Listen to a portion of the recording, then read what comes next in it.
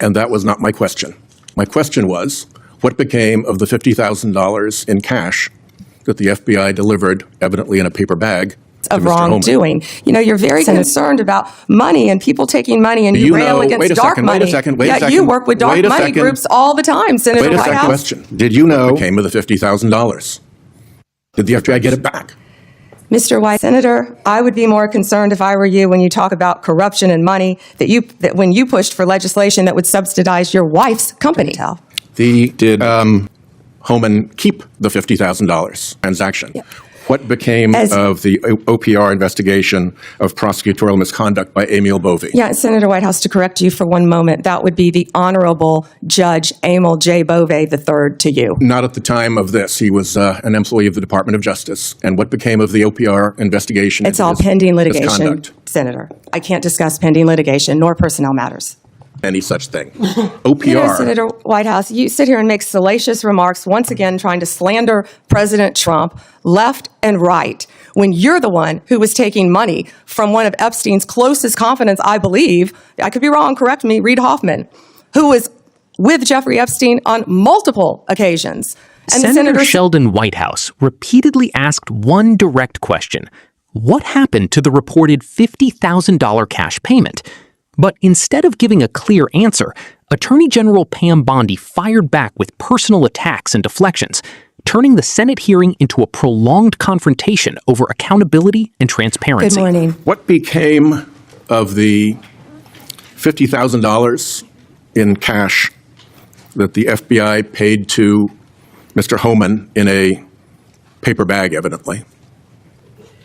Senator, as Deputy Attorney General Todd Blanche recently stated, the investigation of Mr. Homan was subjected to a full review by the FBI, agents, and DOJ prosecutors. They found no credible evidence of any wrongdoing. And that was not my question. My question was, what became of the $50,000 in cash that the FBI delivered, evidently in a paper bag, to Mr. Homan? Senator, I'd look at your facts.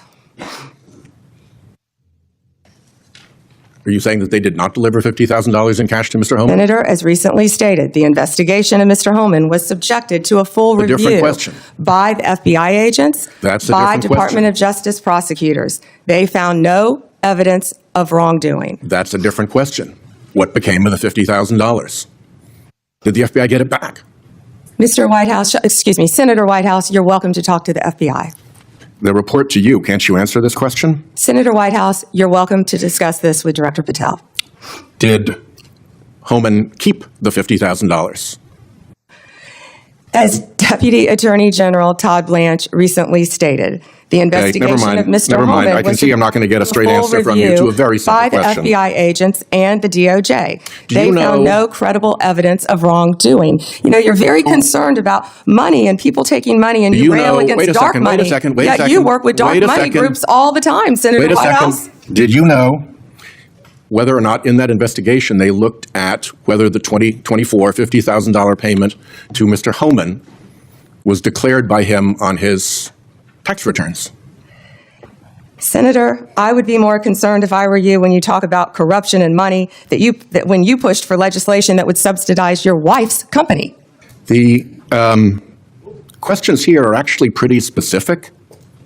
So having you respond with completely irrelevant far-right internet talking points really is not very helpful here. I'd like, Mr. Chairman, you generally like to have us be able to get answers to know, and we'll follow up with the QFR. And to the extent Patel wants to answer, that would be great as well. What happened to the $50,000? Did Homan keep it? Did the FBI get it back? If he kept it, did he put it on his tax returns? Pretty simple questions. Homan was the same guy who said there was a deal with Eric Adams. He said, if Adams doesn't come through, I'll be back. I'll be in his office, up his butt, saying, where the hell is the agreement we came to? Which brings us to the OPR investigation of prosecutorial misconduct by Emil Bovee, because he was also involved in that transaction. What became of the OPR investigation of prosecutorial misconduct by Emil Bovee? Yeah, Senator Whitehouse, to correct you for one moment, that would be the Honorable Judge Emil J. Bovee III to you. Not at the time of this. He was an employee of the Department of Justice. And what became of the OPR investigation? It's all into his pending litigation, misconduct? Senator. I can't discuss pending litigation nor personnel matters. OPR customarily publicly says when there's an investigation, and at the end of it, they provide a summary. Why can't you say whether there's an OPR investigation and whether, if it's concluded, there's a summary? Senator, I'm not going to discuss personnel matters. Even public ones. Senator, I'm not going to discuss personnel matters. So, Kash Patel told this committee that his grand jury testimony after immunization, after initially pleading the Fifth, was, and I quote, sealed by the Department of Justice. How and when and why was his testimony sealed, and by whom? Senator, I'm not going to discuss any testimony, especially testimony that could be sealed with you. No, the question is, was it or was it not sealed? Senator, I'm not going to discuss that with you. Well, he also said that he worked with the Department of Justice to have his transcript released publicly. How and when was his transcript released? Presumably, if he released it publicly, that's something you can discuss because it's public. Well, Senator, I believe you discussed that with Director Patel. And I'm asking you because he said the Department of Justice made this decision and you run the Department of Justice. I would refer that to Director Patel. Even though you run the Department of Justice and he testified that the Department of Justice released his transcript publicly. If it is released publicly, we will get you a copy, Senator, gladly. If, being a rather important word there, when your FBI director testified that that was a fact. Treasury compiles suspicious activity reports, referred to often as SARs, that DOJ receives automatically. Hundreds related to accounts of Jeffrey Epstein. How many of those Treasury SARs did you or Director Patel investigate? Senator, I'm not sure if you're concerned because you took money, I believe, did you, from Reid Hoffman, one of Epstein's closest confidants, not only once but twice in 2018 and 2024, if that's correct. But, Senator, did you ask Merrick Garland any of this over the last 4 years when he sat before you? This investigation has been going on. This investigation was closed. Did you ask Alex Acosta that? And Patel came to office. You said you would look into this. There were hundreds of suspicious activity reports. Some people would deduce from the fact that they are called suspicious activity reports that there might be suspicious activity. And yet you seem to have looked at 0 of those suspicious activity reports involving Jeffrey Epstein accounts. Let me ask you something else. There's been public reporting that Jeffrey Epstein showed people photos of President Trump with half-naked young women. Do you know if the FBI found those photographs in their search of Jeffrey Epstein's safe or premises or otherwise? Have you seen any such thing? You know, Senator Whitehouse, you sit here and make salacious remarks, once again trying to slander President Trump left and right, when you're the one who was taking money from one of Epstein's closest confidants, I believe, I could be wrong, correct me, Reid Hoffman, who was with Jeffrey Epstein on multiple occasions. And the senator sitting right next to you tried to block the flight logs from being released. Yet you're grilling me on President Trump and some photograph with Epstein? Come on. The question is, did the FBI find those photographs that have been discussed publicly by a witness who claimed Jeffrey Epstein showed them to him? You don't know anything about that? Okay. Here's what well, no, we cut to something else. The Marshal Service is supposed to protect our federal judges.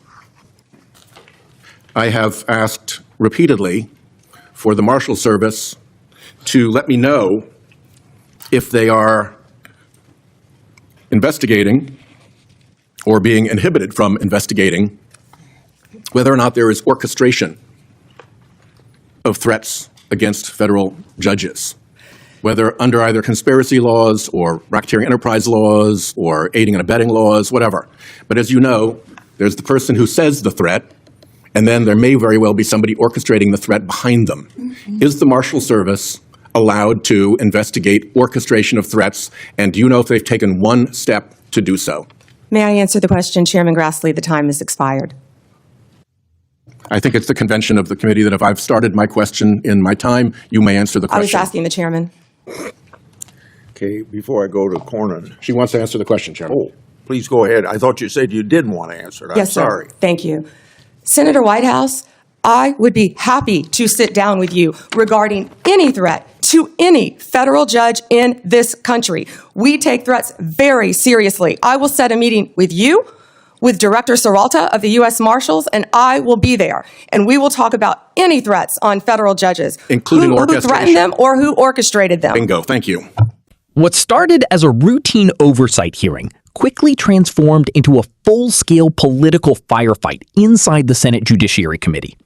Senator Sheldon Whitehouse came prepared with a very specific line of questioning centered around reports that Tom Homan allegedly received $50,000 in cash during an FBI operation.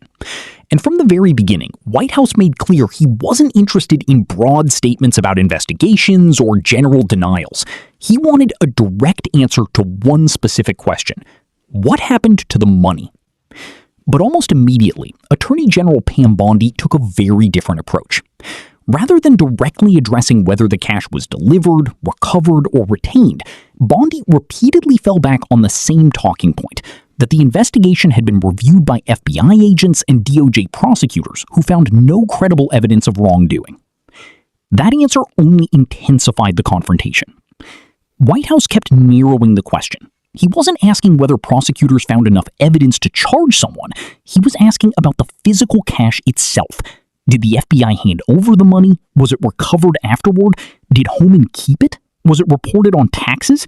These were the specific questions driving the hearing, and each time Bondi avoided answering them directly, the tension escalated further. What made this hearing especially dramatic was the sharp contrast in strategy between both sides. Whitehouse tried to frame the hearing as an oversight battle about accountability and transparency inside the Justice Department. Bondi, meanwhile, framed the questioning as politically motivated attacks against Trump allies and conservative officials. And once Bondi shifted into counterattack mode, the hearing became chaotic.